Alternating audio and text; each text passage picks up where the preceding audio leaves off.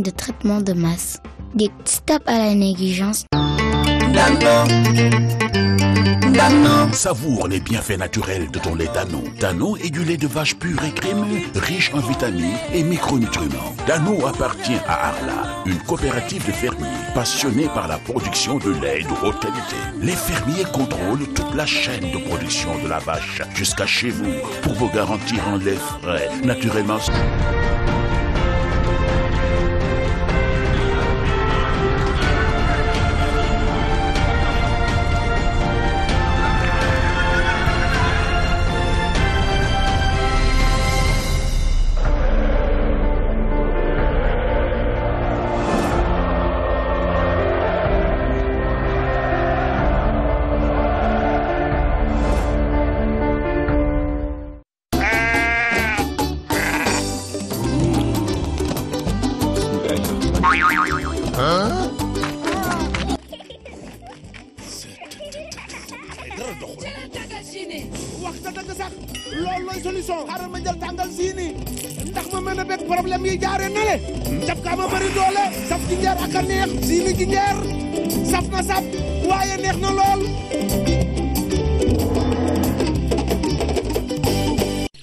Puisé au cœur de la Casamance dans une nature sauvage et parfaitement préservée, filtrée naturellement par plusieurs couches de sable fin qui lui confèrent une minéralisation équilibrée et une douceur exceptionnelle, la casamançaise est une eau minérale naturelle, légère. J'aime qu'elle soit issue de la nature comme un cadeau. La casamançaise, naturelle comme j'aime. La casamançaise existe en 10 litres, 5 litres, 1 litre 5 et 60 centilitres. Toutes les infos sur casamançaise.com.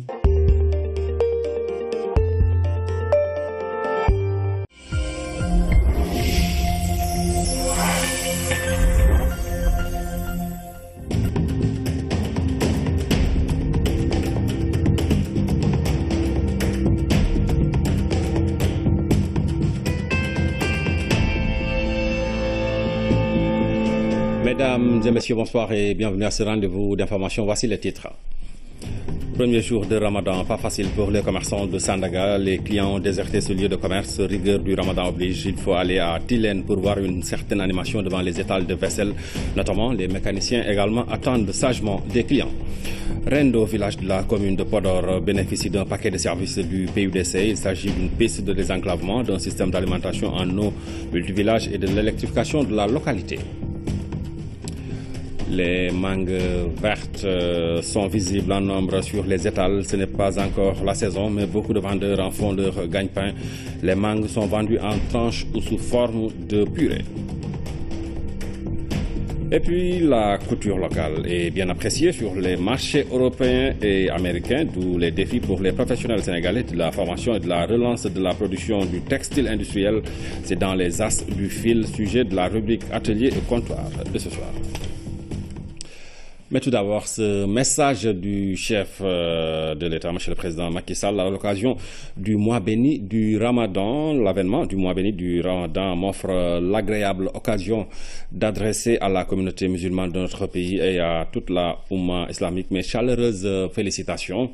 En cette période sacrée de repentance et d'abstinence, j'ai une pensée pour toutes les personnes nécessiteuses dont la condition vulnérable rappelle le message de solidarité et de partage que porte le Ramadan. Puisse Allah, dans sa générosité infinie, conforter notre foi, agréer nos dévotions et vivifier en chacun de nous les valeurs essentielles de pardon et d'amour du prochain pour un monde de paix et de fraternité humaine. Message de son Excellence, Monsieur le Président Macky Sall, à l'occasion du mois béni du Ramadan. Le village de Rendo, dans la commune de Podor, bénéficie d'un paquet de services du PUDC. Il s'agit du désenclavement grâce à la piste Aérelao-Yarelao, un système d'alimentation en eau multi-village et l'électrification, des réalisations qui apportent l'espoir dans cette localité. Pape Bonatiao. Réceptionnée il y a de cela juste quelques mois, la piste Aérelao-Yarelao s'étend sur 48 km. Une ligne électrique moyenne tension surplombe le tracé jusqu'au village de Rendo, à une dizaine de kilomètres de Yarelao. Sur place, les empreintes du PUDC sont visibles. Hormis les poteaux qui annoncent l'électricité, le village bénéficie d'un forage d'une puissance de 50 m3/h pour un château d'eau de 200 m3. Pure coïncidence, nous avons trouvé le comité de gestion du forage entrant de se réunir.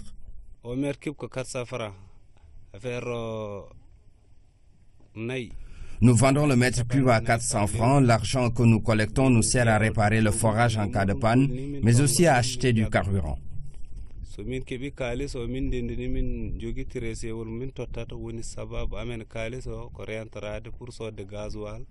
Avant l'arrivée du forage, ces populations ont vécu le pire. Il était difficile de trouver de l'eau ici.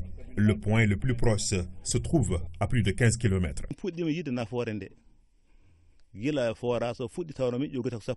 C'était dur avant, nous marchions des kilomètres à la recherche de l'eau, mais depuis qu'on a le forage, nos soucis sont finis. Nous sommes très contents.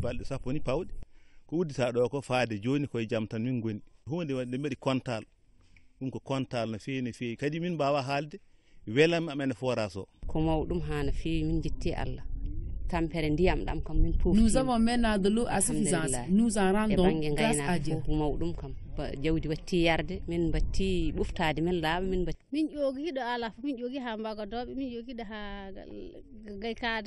Nous allions jusqu'à Gaïkada ou même Yare, mais tout ça est fini maintenant.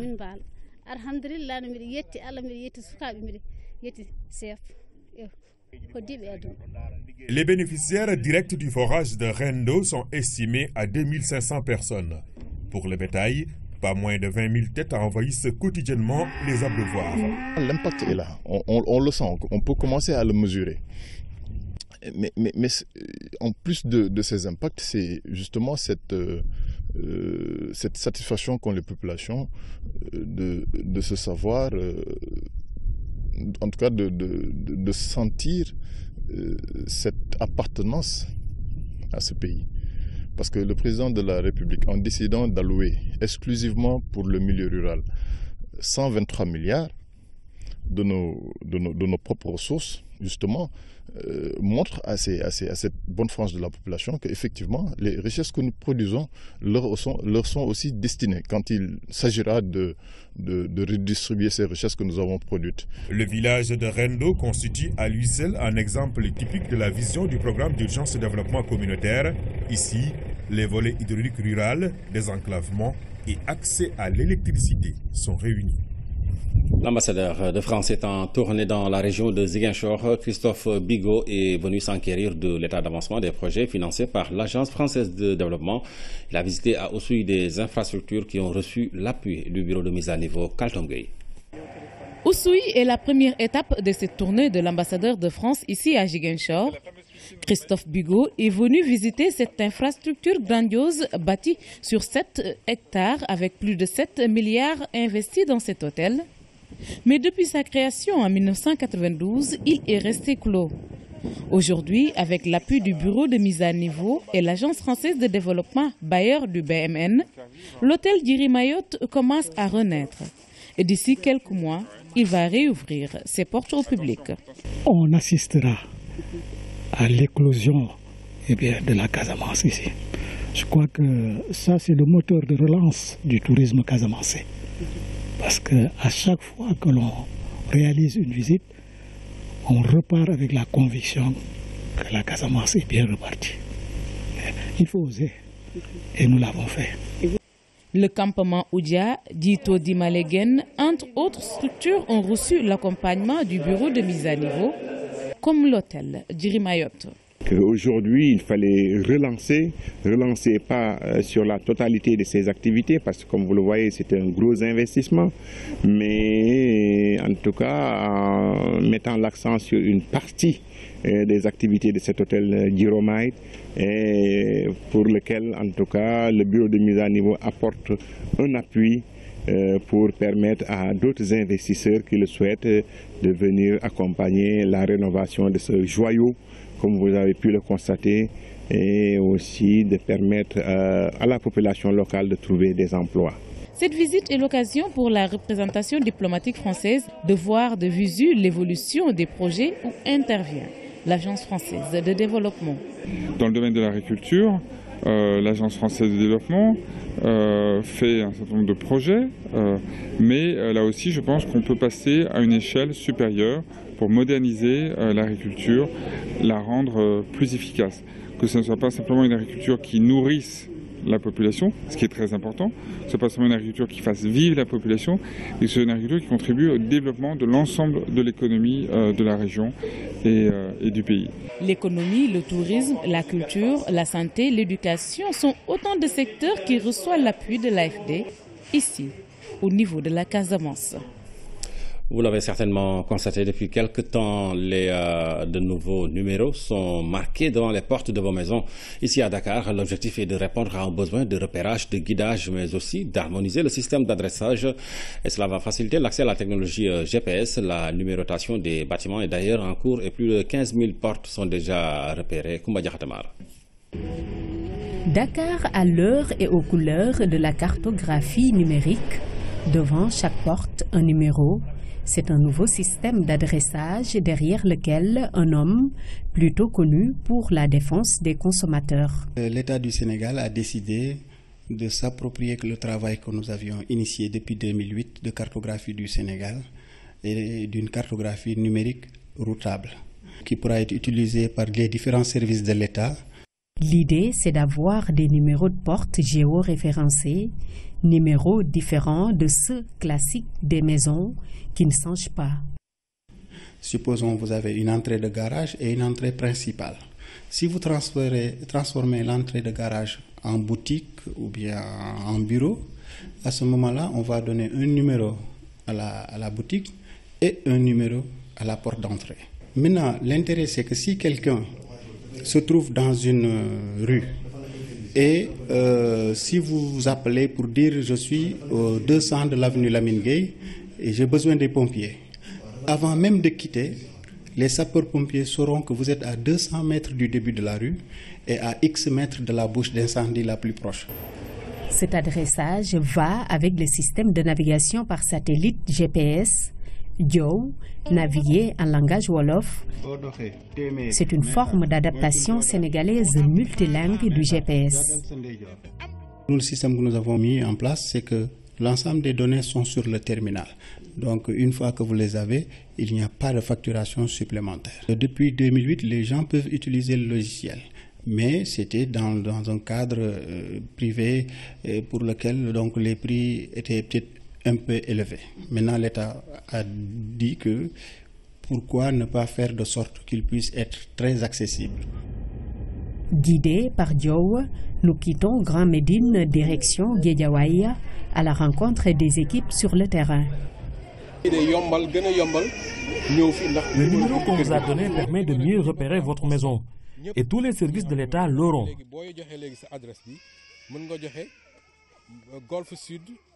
Maintenant, votre adresse c'est Golfe Sud, rue 299. Le numéro de porte c'est 177. Et si vous la mettez dans le GPS, il vous amène jusqu'ici. C'est une bonne chose. Ça facilite la localisation. Merci. À ce jour, plus de 13 000 km de distance cumulée de rues ont été couverts, près de 20 000 portes numérotées. L'objectif, c'est de couvrir toute la capitale avant de l'élargir aux régions. Les habitants des SICAP ont reçu la visite du ministre de la Solidarité nationale, Antassar Diako. Antassar Diako a remis un lot de carnets de santé aux populations pour leur faciliter l'accès aux premiers soins. C'est un reportage de Fatoumata Savané. Des gestes de solidarité à l'endroit des habitants des SICAP. 300 personnes vont désormais bénéficier de soins de santé grâce à ces carnets. Ils leur facilitent l'accès aux premiers soins. Cette opération qui entre dans sa phase active des réceptions du ticket d'entrée vise à soulager les bénéficiaires. La remise de ces 300 carnets d'adhésion aux 2 mutuelles de santé a certes une valeur symbolique, mais au-delà, elle traduit notre accompagnement auprès du président de la République dont la politique sociale se veut inclusive, efficace et efficiente. À ce geste de solidarité s'ajoute un autre dont la signification et la portée religieuse sont une réalité à la SICAP, un billet pour le pèlerinage à Rome. Le tirage au sort a choisi la dame Marindeki. Je suis très contente. Et avant tout, je remercie d'abord le bon Dieu qui m'a gardé jusqu'à aujourd'hui ce jour-là.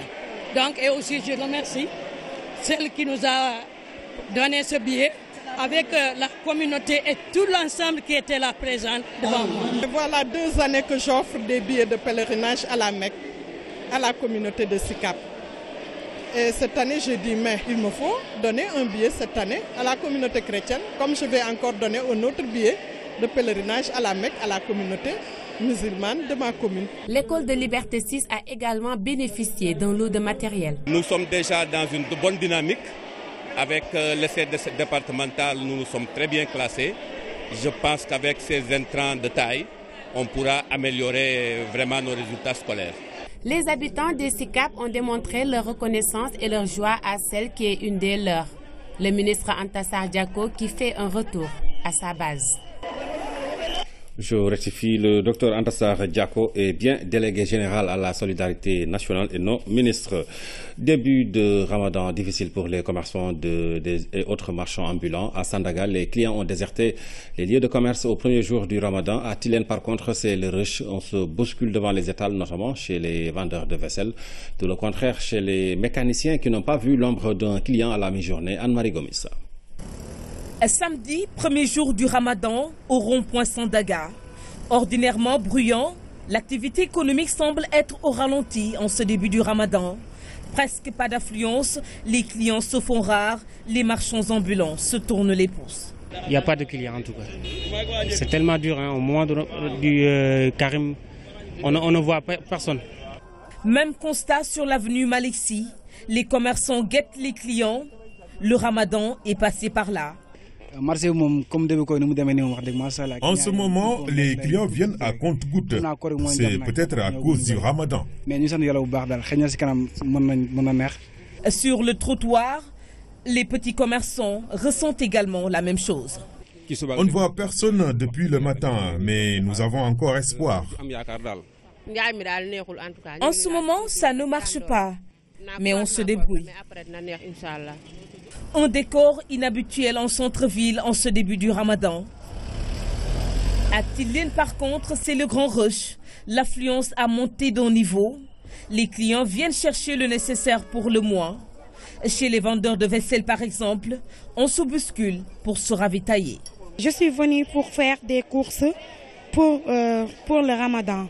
Mais en ce moment-là, tout est cher parce que les gens profitent au moment du mois de Ramadan pour augmenter les prix. Et cela au grand bonheur des vendeurs qui se frottent les mains.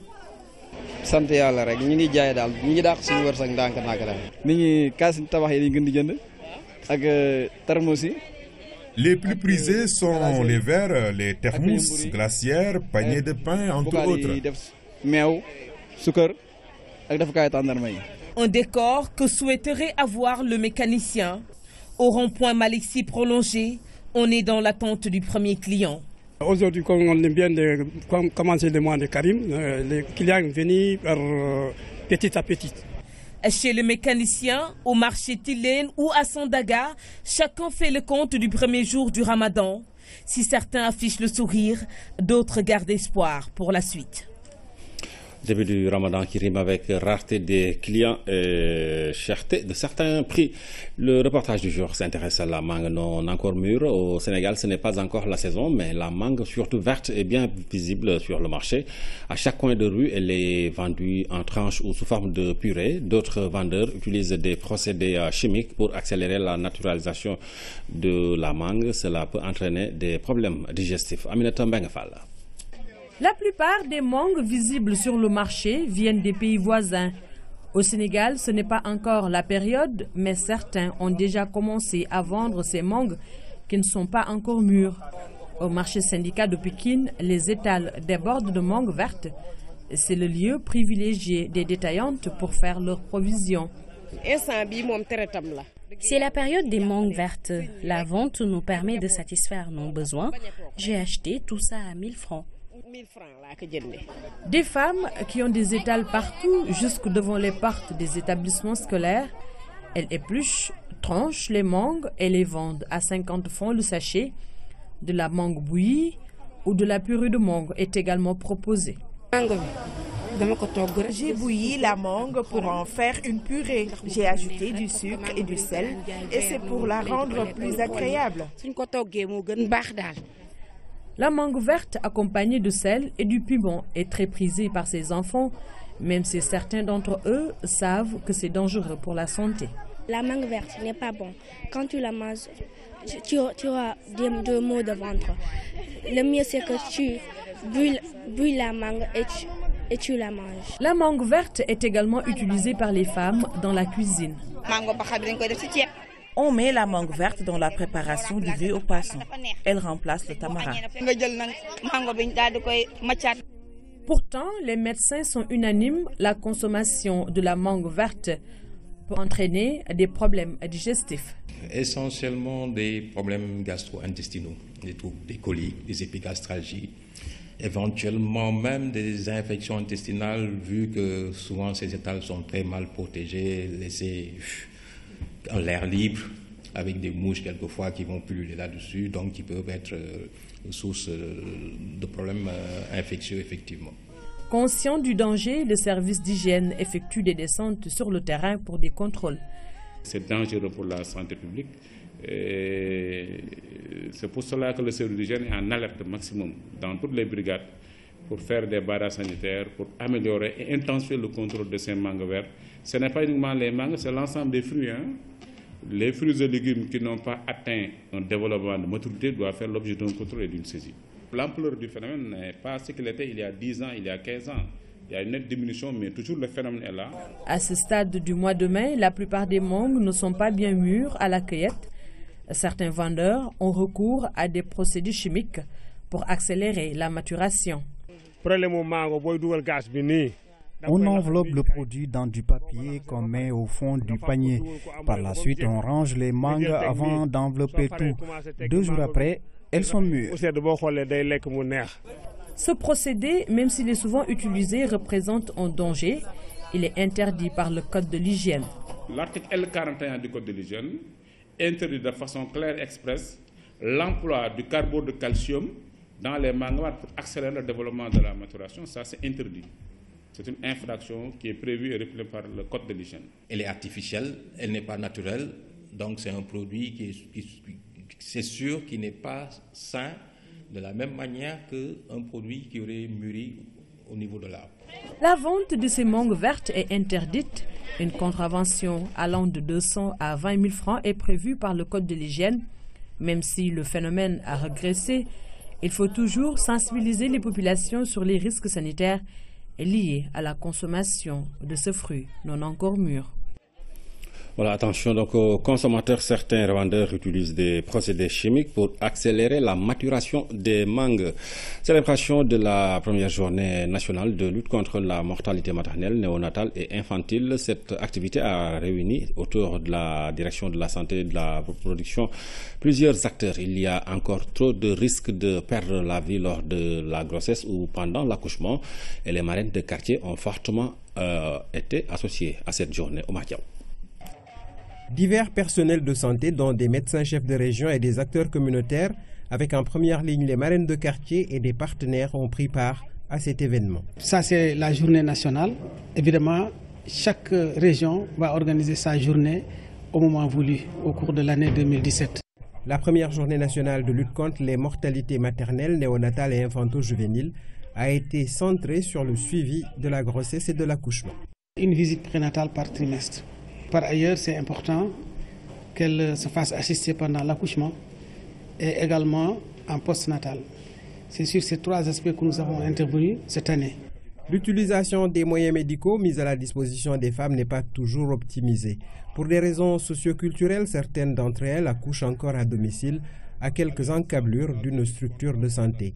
Dans ce choix périlleux, la parturiente peut y laisser la vie. On devait recenser l'ensemble des décès, quel que soit le lieu où ces décès-là surviennent. C'est ce qu'on appelle la notification. Et cette notification, nous la faisons en rapport avec les Badjinogor. C'est l'implication. Une personne qui oriente une femme pour la consultation prénatale, l'accouchement, s'il y a un décès, il doit être au courant et informer la tutelle. Si l'engagement des marraines de quartier doit être accompagné par un minimum de moyens, celui des infirmiers et infirmières pour une meilleure santé de la reproduction est affiché. les infirmières et infirmiers du Sénégal, par le biais de l'ANIDES, s'engagent solennellement à lutter contre la mortalité maternelle, néonatale, infantile. En moyenne, de 14 à 49 ans, la femme traverse sa période de fertilité, une phase importante de sa vie, mais qui n'est pas sans risque. Quand on sait qu'il n'existe d'ailleurs aucune grossesse à risque zéro, le suivi doit être plus régulier.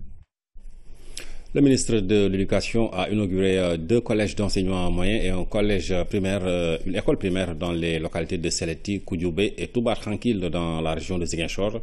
Des infrastructures qui devraient permettre de mettre les élèves de ces localités frontalières à la Gambie dans de très bonnes conditions d'études. Des inaugurations bien accueillies par les populations. Abdoulaye Zban. À Seleti, cet acte important posé par le ministre de l'Éducation nationale inaugure le collège d'enseignement moyen de la localité.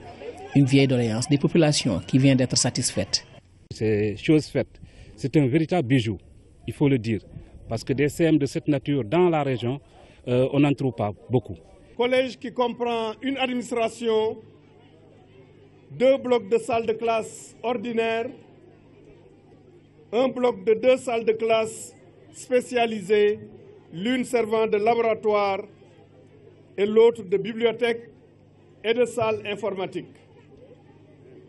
2 blocs d'hygiène de 5 box pour filles et garçons avec un accès réservé aux handicapés. Après Seleti, la délégation s'est rendue à Koudioubé, toujours à la frontière avec la Gambie. Ici, un accueil chaleureux a été réservé à la délégation ministérielle à l'occasion aussi de l'inauguration du collège d'enseignement moyen. Un grand pas dans le développement de l'éducation.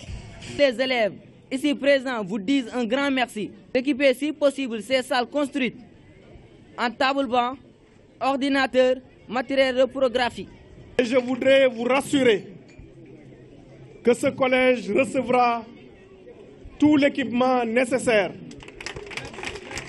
en termes de matériel informatique, de matériel de reprographie, de matériel de laboratoire. Dernière étape de cette série d'inauguration, Touba Tranquille, toujours à quelques mètres de la frontière, la localité étrenne sa nouvelle école primaire. Un jalon important vient d'être posé ici. Nous magnifions ces réalisations qui matérialisent de fort belle manière les réponses concrètes données aux doléances légitimes exprimées il y a un peu plus d'1 an par les populations soucieuses de l'amélioration des conditions d'apprentissage de leurs enfants. De 2012 à 2016, le montant global des investissements en infrastructures scolaires réalisés dans la région de Ziguinchor s'élève à 4,858 milliards de francs CFA. Partout où il est passé pour inaugurer ces écoles, le ministre de l'Éducation nationale a tenu à sensibiliser les populations sur l'entretien de ces infrastructures afin d'assurer leur durabilité. Serigne Mbaye Thiam a aussi réaffirmé l'engagement de l'État à doter très prochainement ces localités de lycées modernes. Sur le chemin du retour, le ministre a rendu visite à l'imam de Bignona, El Hadj Fansou Bodian, qui a prié pour un Sénégal de paix. La deuxième édition de la journée École sans sida a été organisée hier au Théâtre national Daniel Sorano. L'initiative a pour objectif de prévenir le VIH chez les jeunes. Le Sénégal, à l'instar de la communauté internationale, s'engage à mettre fin à l'épidémie du sida d'ici à 2030. Damsila. Au Sénégal, le taux de prévalence chez les jeunes est de 0,2% et 0,7% chez les adultes. Pour sensibiliser les jeunes, particulièrement les élèves, le Conseil national de lutte contre le sida organise pour la deuxième fois la journée École sans sida. Si la lutte contre le sida a connu des avancées importantes au Sénégal, si des résultats concrets et encourageants ont été obtenus depuis le début de l'épidémie, c'est grâce aux efforts importants de tous les acteurs et plus particulièrement le secteur de l'éducation. Pour atteindre l'objectif de mettre fin à l'épidémie du sida d'ici à 2030, le CNLS a noué des partenariats avec plusieurs structures étatiques et non étatiques. C'est dans cette optique qu'il travaille avec le ministère de l'Éducation nationale pour qu'ensemble, éliminer le VIH dans les écoles. Une éducation de qualité qui se donne comme préoccupation d'éduquer la population, notamment les jeunes, constitue sûrement une des pistes les plus crédibles pour contenir l'évolution de la maladie. Si l'éducation a un impact sur l'évolution de la maladie, celle-ci en retour peut désorganiser toute tentative de réaliser une éducation de qualité dans notre pays. Dans le cadre de la lutte contre l'infection à VIH et le sida, le secteur de l'éducation est entré précocement dans la réponse en s'impliquant dès le début des années 90 dans les activités du premier projet de lutte contre le sida du ministère de la Santé. Cette deuxième édition de l'école sans sida a eu comme invité d'honneur la diva de la musique sénégalaise Coumba Gawlo Seck. L'artiste compte s'investir pleinement dans la lutte contre le VIH. C'est tous ensemble que nous allons en finir une fois pour toutes avec le sida. C'est ensemble que nous allons lutter pas à pas, mot après mot, en rang serré, et nous éliminerons le sida de nos vies. Pour mieux sensibiliser les élèves sur le VIH-Sida, un film dénommé Positif a été diffusé dans la salle. Il a permis à l'assistance de mieux comprendre les causes de l'épidémie et comment les prévenir. C'est l'un des titres de ce 20h. La couture locale fait tendance sur les marchés d'Europe et d'Amérique. Dans ces destinations, les usines ferment et la main-d'œuvre se fait rare. Pour les professionnels sénégalais, deux défis sont à relever. Il s'agit de la formation et de la relance de la production du textile industriel pour imposer durablement la couture de l'authenticité africaine, très prisée sur les marchés extérieurs. Les as du fil, c'est le sujet de Atelier et Comptoir, un grand dossier signé Issa Thioré. La couture, une mesure du temps. C'était il y a plus de 60 ans. Dakar étalé tout son savoir-faire en matière de mode. Des années plus tôt, c'était aussi le cas à Rufisque, la vieille ville, où les femmes savaient parfaitement répondre présentes à l'appel de l'élégance. Ce sont des images inédites, tirées des archives, une grosse part de l'histoire du Sénégal, mais aussi une traduction parfaite de ce que le Sénégalais d'aujourd'hui veut en matière de couture. Le Sénégalais ne connaît que la couture sur mesure, surtout concernant la chemise. Elle se fait avec beaucoup de mesure et de professionnalisme. Pour moi, une chemise idéale, c'est une chemise qui va à la personne. Nous, qui sommes du sur-mesure, c'est ça la différence entre le sur-mesure et le prêt-à-porter. Le prêt-à-porter, c'est une chemise pour tout le monde. Or que le sur-mesure, c'est une chemise à toi. Prêt-à-porter ou sur-mesure, la machine de la couture est en marche pour les Sénégalais. Le marché international est extrêmement ouvert. L'Europe et les États-Unis ne produisent presque plus, faute de main-d'œuvre. Ces pays-là ont une main-d'œuvre extraordinaire qui coûte vraiment cher. Quand la main-d'œuvre coûte cher, c'est parce que quand ils fabriquent un produit, le produit sera très cher. Et les consommateurs n'ont pas besoin de produits chers. Nous faisons toutes nos exportations qui entrent dans l'Union européenne en passant par l'Allemagne. Pourquoi le choix de l'Allemagne? Bon, le choix parce que déjà à la conception de l'entreprise, on a 2 associés allemands. Mais surtout que l'Allemagne est le pays le plus développé en Europe. Aujourd'hui, vous allez en Europe, vous trouvez des chemises qui vous coûtent 50, 60, 70 000 et même peut-être plus. Vous venez en Afrique, vous allez voir au Maghreb par exemple, où il y a la spécialisation, vous allez trouver des chemises qui vont trouver 3 500, 4 000 francs. Pourquoi? Parce que tout simplement, le coût de la main-d'œuvre est juste raisonnable. Depuis qu'on a commencé à travailler sur des tissus, qui sont des tissus africains, sur le marché local et bientôt conquérir l'Europe avec ces tissus, nous savons que nous allons amener une touche qui est une touche africaine. Et c'est ça qui est recherché, parce qu'aujourd'hui, dans ce monde, il faut pouvoir exprimer son identité. Alors, pour faire la différence, l'option est mise sur la formation dans cet atelier dakarois, de la coupe à l'assemblage. Tout doit tenir sur un fil. Ce fil, c'est la formation. C'est aussi le professionnalisme et tout le monde l'admet. La taille européenne et la taille africaine, c'est pas la même chose. La taille asiatique aussi et la taille américaine, c'est pas la même chose. Donc c'est des normes. La couture s'apprend tous les jours. C'est aussi valable pour la personne qui fait 7 ans de métier que pour celle qui a 17 ans d'expérience.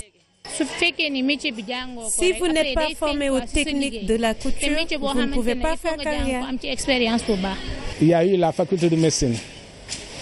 Pour faire quoi? Pour former des médecins. Pour servir à quoi? Soigner.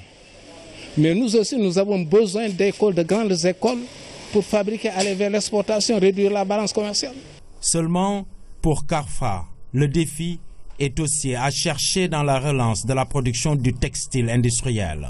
Si les autorités nous aident à faire des chemises du coton jusqu'au tissu, nous servirons de faire des chemises made in Sénégal d'excellente qualité et qui peuvent se vendre mieux. Parce que l'identité sénégalaise à travers sa culture, elle ne date pas d'aujourd'hui. Entre 160 et 170 000 personnes interviennent dans la couture. La plupart n'étant pas formées aux normes internationales, alors que les marchés extérieurs sont des marchés de l'authenticité. Il va falloir investir pleinement et vivement dans la filière. Les as du fil, sujet de la rubrique Atelier Comptoir signé Issa Thiorgué qui nous revient samedi prochain.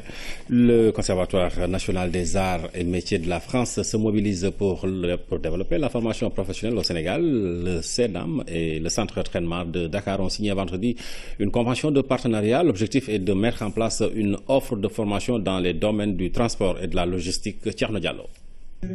Le Conservatoire national des arts et métiers de la France et le Centre d'entraînement de Dakar ont matérialisé leur convention de partenariat à travers cet échange de parapheurs.